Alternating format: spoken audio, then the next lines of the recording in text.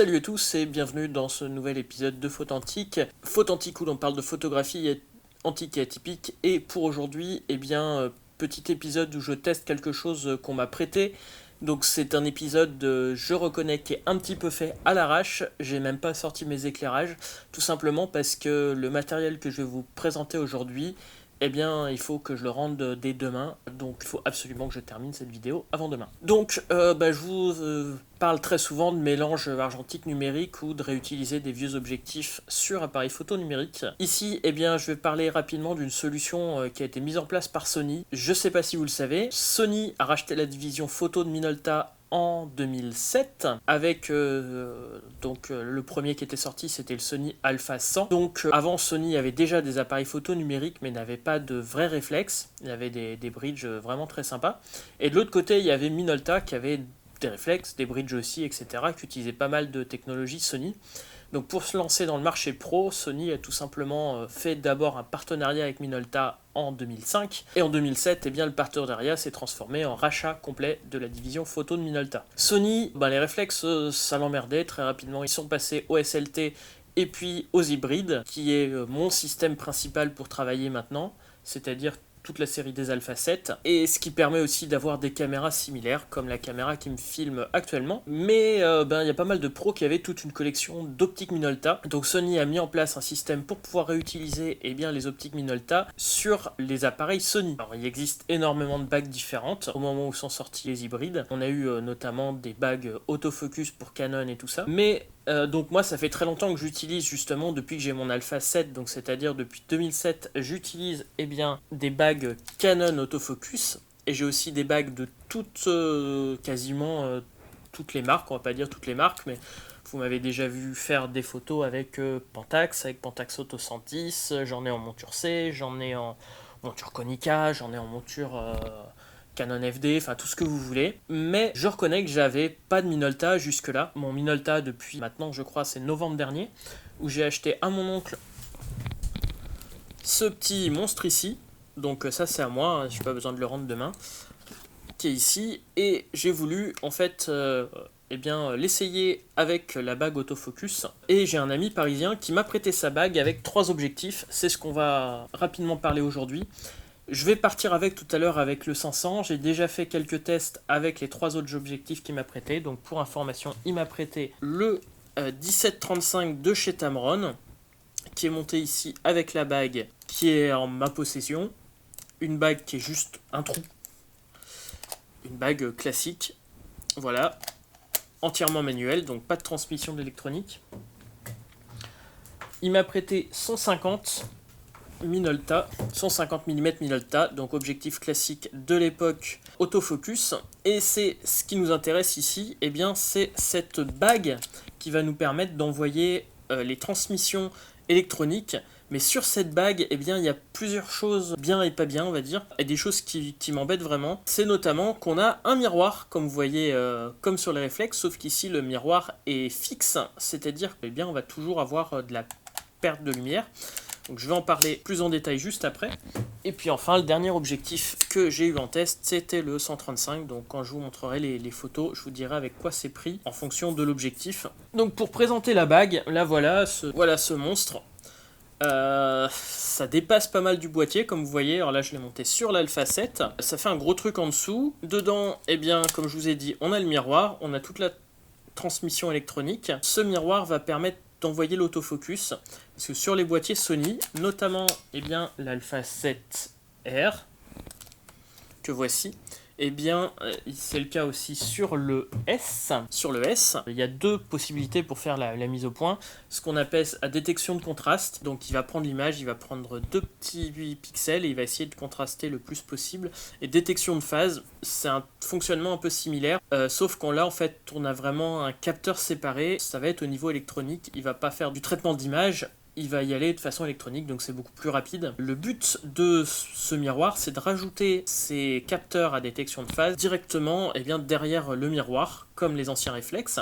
L'Alpha 7 avait déjà en fait sur le capteur intégré quelques pixels qui permettaient de faire de l'autofocus détection de phase. Sur Les modèles qui ont suivi, pas l'Alpha 7 II, enfin l'Alpha 7 II a le même capteur que l'Alpha 7, donc un peu un truc hybride avec détection de face qui était pas terrible. Par contre, à partir de l'Alpha 7 R2, R3, Alpha 7 III, Alpha 7 S3, Alpha 9, les caméras, donc l'Alpha 6500, etc. Eux, ils ont une détection de face qui est hyper rapide sur capteur, donc au final, ce truc-là, c'est presque, je dirais, trop. Et en effet, ça a été mon expérience ici. Ça fait maintenant 3 semaines avec plusieurs sorties photos que je fais avec ces objectifs-là. Malheureusement, j'ai pas encore sorti le mien, donc je vais le sortir tout de suite après et puis je ferai le bilan hors ligne. Pas que j'aurai rendu les objectifs, mais au moins je vais faire quelques photos avec. Je dois dire que ça correspond pas à ma vision et ma façon de faire en photo. Comme vous le savez, vous voyez peut-être régulièrement sur mes photos, j'aime bien la tombée de la nuit, j'aime bien le matin aussi, la lumière du matin, mais c'est plus compliqué pour moi, on va dire, pour me lever le matin. Mais en gros, c'est mes lumières vraiment favorites. Et très souvent, j'ai besoin de travailler des endroits où il fait avec une condition de luminosité très faible. Ici, avec ce miroir semi-transparent, on a perte très légère de la qualité optique et on a perte d'à peu près un tiers de la lumière. Vous allez me dire, c'est négligeable un tiers de la lumière. Eh ben, c'est pas négligeable pour mon type de photo. Et franchement, très souvent, pour avoir testé dans les mêmes conditions de lumière, les mêmes objectifs, avec la bague toute con, sans transmission de l'AF et la bague avec AF, et bien franchement, je préfère largement la bague sans AF.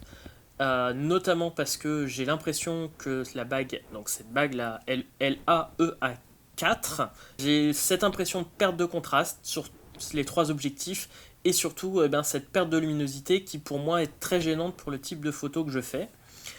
En effet, ça rajoute l'autofocus.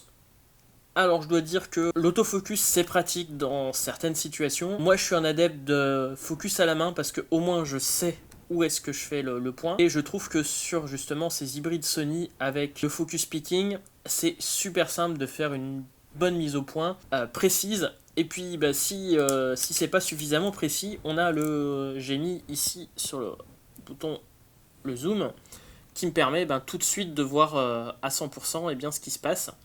Je l'ai aussi utilisé très rapidement pour des petites séquences vidéo. Ça me permet en effet d'avoir l'AF pendant la vidéo, mais ça fait des trucs pas terribles, c'est super bruyant. Et il y a ça aussi comme gros inconvénient de cette bague. Je vais vous faire écouter quand j'allume. Alors là c'est le 50, c'est on va dire le plus silencieux du lot. Voilà, quand on l'allume déjà, il fait du bruit, il va bouger l'autofocus, il va bouger des trucs. Le point est assez bruyant. Je l'ai mis devant le micro de la caméra, pas mon micro, donc c'est pour ça que vous l'entendez que sur un côté de la caméra. Quand on fait la photo, on entend le diaphragme se fermer, ça fait un boucan juste pas possible. Donc déjà que l'Alpha 7 n'était pas forcément silencieux, ça rajoute du bruit, ça rajoute beaucoup de bruit. Et alors si vous avez un boîtier qui a le mode obturateur électronique, je vais justement faire cette semaine des photos de tournage. Là c'est juste pas possible, il fait beaucoup, la bague fait beaucoup trop de bruit à fermer le diaph, à faire tout ça. Tous ces trucs mécaniques font beaucoup trop de bruit. Et je dirais plus de bruit que si déjà on n'a que l'obturateur qui se ferme. Voilà, c'est quand même pour moi 2 gros points noirs ici. La perte de lumière, la perte de qualité d'image, on va mettre ça dans le même point noir. Et puis 2, le bruit, pour au final avoir l'autofocus en plus. Pour moi, comme je disais, l'autofocus, j'arrive à être efficace sans autofocus la plupart du temps. Ce que j'aurais besoin dans mon cas, notamment pour le tri de photos, ça serait de pouvoir avoir les exifs. Ça, la vieille bague Sony, donc la LAEA3 et LAEA1 le permettent, donc on voit l'autofocus, mais justement il n'y a pas de miroir semi-transparent au milieu, donc pas de perte de qualité. Et donc peut-être que je me mettrai à la recherche d'une bague comme ça, et puis tant pis pour l'autofocus, mais voilà, cette perte de qualité pour moi est vraiment gênante. Donc voilà, pour moi en tout cas c'est pas une bague que je vais rechercher. Il y a maintenant la LAEA5 qui est sortie chez Sony. Cette bague, on va dire, va avoir les avantages des 2 bagues, mais n'est compatible qu'avec les derniers boîtiers. Donc moi, comme j'ai toujours 2-3 générations de retard, et bien ça sera pas tout de suite que je vais l'avoir. Par contre, pourquoi pas une LAEA3 si j'arrive à l'avoir à vraiment pas cher. Mais moi, je suis vraiment pas fan de ce fonctionnement de bague autofocus comme ça.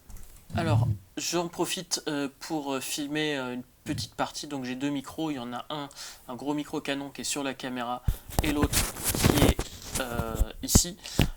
Donc ce que vous entendez, eh bien d'un côté c'est le micro de la caméra et là ici je filme avec le LAEA4 et le Tamron 1735 et vous pouvez entendre déjà le doux bruit de l'autofocus qui fait un boucan pas possible quand on filme. Donc, quand je vous ai dit qu'il y avait du bruit. Et puis l'autre chose que j'ai oublié de parler en faisant la première partie de la vidéo, c'est au niveau de la consommation batterie, que ce soit sur appareil photo comme sur la caméra. C'est juste une catastrophe. Et l'autonomie de mes Alpha 7R est quasiment divisée par deux. Alors d'habitude j'utilise en effet pas des objectifs autofocus, mais voilà, entre des objectifs à focus manuel, enfin tout manuel et le LAEA4, on a entre 2 et 3 fois moins d'autonomie. Et c'est pareil sur la caméra, malgré le fait qu'elle doit alimenter les micros, donc ça bouffe de la batterie comme c'est pas possible, c'est en tout cas cet adaptateur là. Encore plus, j'ai déjà eu des soucis avec les adaptateurs Canon, mais là on arrive à un niveau vraiment au-dessus, quoi, au niveau consommation batterie. De l'autre côté, je voulais aussi vous parler très rapidement de la qualité optique des trois objectifs qu'on m'a prêtés. Ce que j'en pense donc par rapport au mien. On va commencer par le 17-35 de chez Tamron.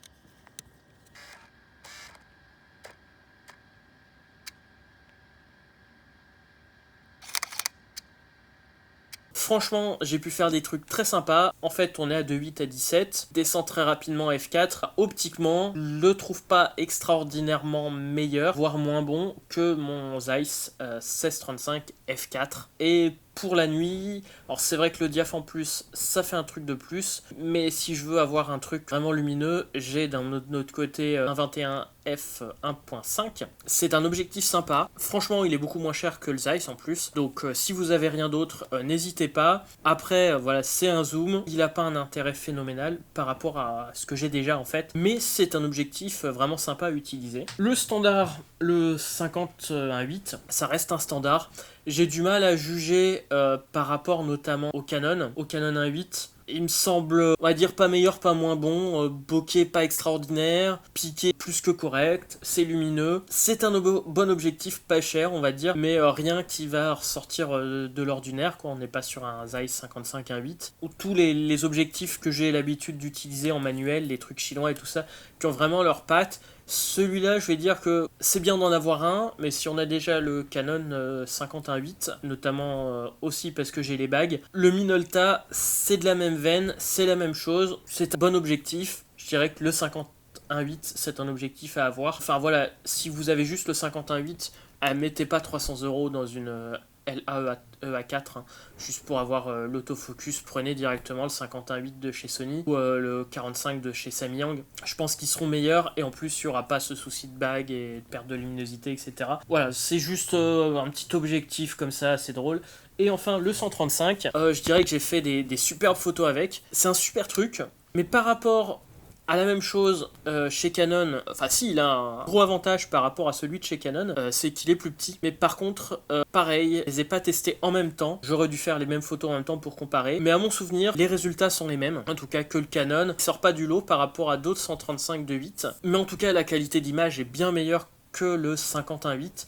Donc pour moi c'est un super petit objectif, mais pareil je le prendrai pas tout simplement parce que j'ai déjà le 135 de chez Canon et surtout c'est pas une focale que j'utilise souvent. J'ai deux focales entre, trois focales entre même, je vais dire. Donc au final ce 135 Minolta, voilà, si je l'avais et j'avais pas mes autres objectifs en plus, je pense que ça serait une raison pour acheter cette bague là. Les autres objectifs, non, je dirais bof. Mais c'est pareil, quitte à avoir le choix, si j'ai un Sony récent, eh ben, je prendrais la LAEA5, voire la LAEA4 modifiée par Monster Adaptateur qui fait des trucs super et qui retire justement ce miroir semi-transparent qui fait chier. Et d'un autre côté, eh bien, si je veux juste les exifs et la gestion de l'ouverture, ce que je vais sûrement faire, eh bien, je prendrai la bague sans miroir, donc qui n'a pas l'autofocus, qui est la LAEA3, donc peut-être si j'ai le budget un de ces jours. Voilà, j'espère que cet épisode vous aura plu. Je suis désolé, encore une fois, c'est un épisode que j'ai dû faire à l'arrache parce que, comme je vous ai dit, eh bien, je dois partir rendre le matériel dès demain. Sur ce, eh bien, je vous donne rendez-vous très bientôt pour un nouvel épisode, je pense, de Tech Antique cette fois-ci. Soyez authentiques et atypiques et à bientôt.